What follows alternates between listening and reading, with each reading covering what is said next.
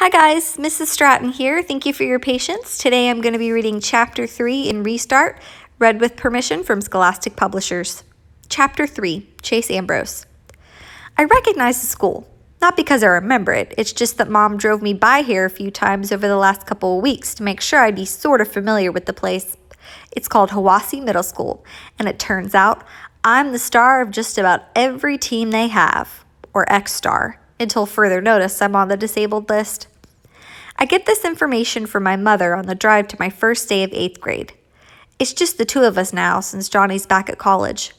Mom's trying to fill me in on my former life so I won't be caught by surprise, like when that psycho girl dumped frozen yogurt on my head.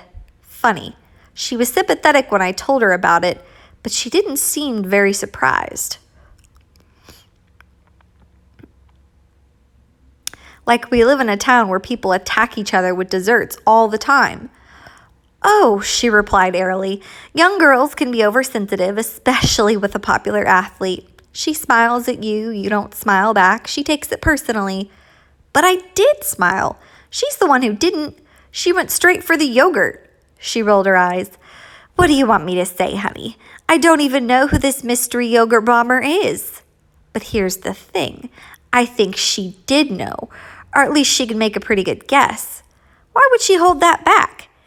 It wasn't like those first days out of the hospital when she was a stranger to me, and I must have seemed plenty unfamiliar to her.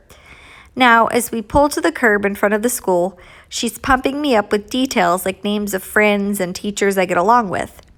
Yet I still can't shake the impression that there's something being left unsaid. But, I prompt. She reddens. But what? I put it to her. Tell me the part you're leaving out. 13 years is a long time, Chase. There's no way I can fill all that empty space for you when we're parked at the side of the road on the first day of school. You're going to hear a lot of things about yourself, good and bad, that might surprise you. Just keep your cool, okay? Now, what's that supposed to mean? I asked. She answered. And now I know even less than before. Her face is the color of an overripe tomato. I don't push it. I'll find out soon enough. There are hundreds of kids pouring in the front entrance. Everybody seems to know everybody else. Back slaps and high fives fly everywhere. Several of them fly in my direction, and I smack hands, bump fists, and try to look like I belong, which I definitely don't. I also get some strange looks, and a few kids meet my eyes and then furtively look away. I'm guessing that has something to do with the scrape on my face and my immobilized arm and shoulder. Mom warned me that a lot of people probably heard about my accident, but nobody knows the amnesia part. I have to get ready to explain that to a lot of friends who can't figure out why I don't recognize them. The teachers and office staff have to be told, of course. It's our boy! A single bellow rises above the general chatter as soon as I enter the building. I don't know the kid, but I'm willing to bet he's one of my football buddies, judging by the size of him. From out of the hubbub of the foyer, guys who are almost as big are converging on me, slapping at me and calling me their boy. Guys, not the shoulder. My mind is reeling. How am I going to explain this welcoming crowd that I haven't got the faintest idea who any of them are? I start to feel dizzy. Chase! 2 more football players elbow their way to my side. To my surprise, I actually recognize this pair. They're the guys from the pumpkin smashing picture on my phone. Mom pointed them out in my lacrosse team photo as Aaron and Bear. Apparently, they're my best friends. Dude, good to have you back, barks Aaron, the taller of the two. In person, he is the closest thing to a full beard I've ever seen on a middle schooler. We tried to come by, but your mom said you were on bed rest. Yeah, I can't believe you're here, chimes in one of the other guys. Didn't you jump off the clock tower on the village green? Bear whaps him hard across the face. He jumped off his roof, moron. If he jumped off the clock tower, he'd be dead. And he didn't jump, he fell.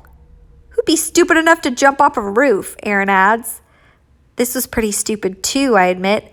A little taken aback by that full-face smash, and the fact the kid on the receiving end didn't seem to mind it. I can't remember what I was thinking. In fact, you guys, to be honest, the slappy cuts me off. But you're going to be healed up in time for football season, right? You'll be ready for our first game?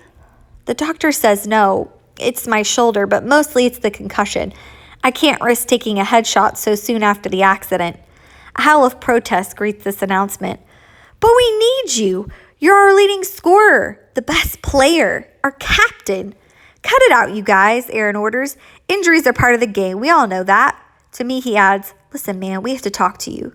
He heads out of the foyer to an inner atrium with hallways leading off it.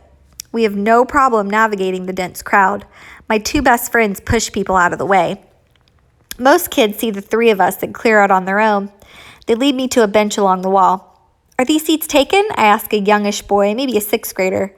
Before he can answer, Bear rumbles, They are now. The kid scrambles down the hall, propelled by a hefty shove. I sit down with my fellow pumpkin smashers. Before they can say anything, I burst out with, Aaron, Bear. The names are unfamiliar on my tongue, like I've never spoken them before. I've got something to tell you. When I fell off that roof, I got more than a concussion and a sprained shoulder. I got amnesia, too. Bear frowns. Amnesia? You mean you forget stuff? I shake my head sadly. Worse, I forgot everything, like my whole life before I fell. I motion around us. The school, these people, all new to me. I wouldn't even know you guys except your pictures are on my phone. As it is, I don't remember anything about us. I know we're friends because my mother said so, but everything we did together, that's gone. I catch them eyeing each other like they don't believe me. It makes me mad until I consider how I'd react if a longtime friend told me the same thing. Here I am, the kid they've known all their lives. I look the same, talk the same, and I'm telling them that all our history is completely wiped out. I don't blame them for thinking I'm joking. It is a joke, just not a funny one. I speak again. It's not just you guys. Think how it feels to see some random stranger instead of your own mother, your brother, your dad. And trust me, I'm not loving the thought of dealing with 800 kids in this school who think I'm dissing them because I can't remember who they are. Bear stares at me hard. Wait, you're not kidding, are you? I wish, I said fervently. He's stunned. Wow. Aaron leads forward, practically into my face. Yeah, but your memory's gonna come back, right? There's an urgency in his voice. He must really hate it that I'm missing out on the good old days. Some of it, maybe, I reply, but also maybe not. The doctor says it's impossible to know. They look at each other again, and there's no mistaking how freaked out they are. I feel a surge of warmth toward these two, my best friends. I have a giddy vision of my phone screen, the three of us brandishing the baseball bat with the ruined jack-o'-lantern. The good times. Guys, I try to reason with them. I'm still me, even if I don't remember the stuff we did. We'll do new stuff. Better stuff. Oh, yeah, totally, Bear exclaims. If you can't play football, you'll be good for lacrosse in the spring, right? The doctor said I should be okay by then, although we'll have to see. There you go. He sounds upbeat, although I'm pretty sure he's faking it. This can't be an easy thing to process. If I wasn't the one with amnesia, I don't know if I could accept it myself.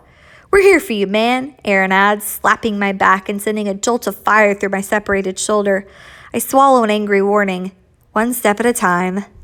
Welcome back, boys, a deep voice intones. A tall man in a charcoal gray suit approaches our benches. Chase, I'm Dr. Fitzwallace, your principal. I thought I'd introduce myself under the circumstances. We've met before, of course. A strangled, you could say that again, comes from Bear. The principal silences him with a single look through steel-rimmed glasses. Chase, come with me. Let's have a little chat. My friends are already slouching off down the hall, so I follow the principal into his office. On the wall are two large framed photographs, and I'm surprised when I identify one of them. It's on my wall too, part of a newspaper clipping about our football championship last year. It's me, helmet pushed onto the back of my head, hoisting the trophy. The other is similar, although you can tell it's a lot older. The pose is almost identical, a young player raising the same trophy. I can't explain it, but the kid looks sort of familiar. But that's crazy. How can I recognize him? I don't recognize anybody. Dr. Fitzwallace is watching me. That's your father. Her only other win at state back when he was your age. Wow, no wonder Dad calls me champ. I should call him champ too. I tell the principal, I didn't know he won at state. I mean, I'm sure I knew at some point. That's exactly what I'd like to talk to you about. Have a seat, Chase. Dr. Fitzwallace waves me into a chair. I have to confess this is a first for me. I've never had a student suffer amnesia before. It must be very upsetting for you. even a little frightening. It's pretty weird, I admit, not remembering anything. It's like I'm surrounded by all these people, but I'm still alone. The principal sits down behind his desk. I hope we can make this situation a little easier on you. I've alerted all the teachers and support staff, so we're ready for you. If you have any issues, just have whoever's involved get in touch with me. I thank him because that's what he seems to expect me to do. One more thing. He leans back in his chair and then he speaks again. It's slowly and carefully, as if he's trying to get his words exactly right. This is an awful thing that's happened to you, but it's also presenting you with a rare opportunity. You have the chance to rebuild yourself from the ground up, to make a completely fresh start. Don't squander it. I'm sure you're not feeling very lucky, but there are millions of people who'd give anything to stand where you stand right now, in front of a completely blank canvas. I stare back at my principal. What is he talking about? I'm struggling to discover the person I was and he wants me to change? What was so wrong about the old me that now I have to be somebody else?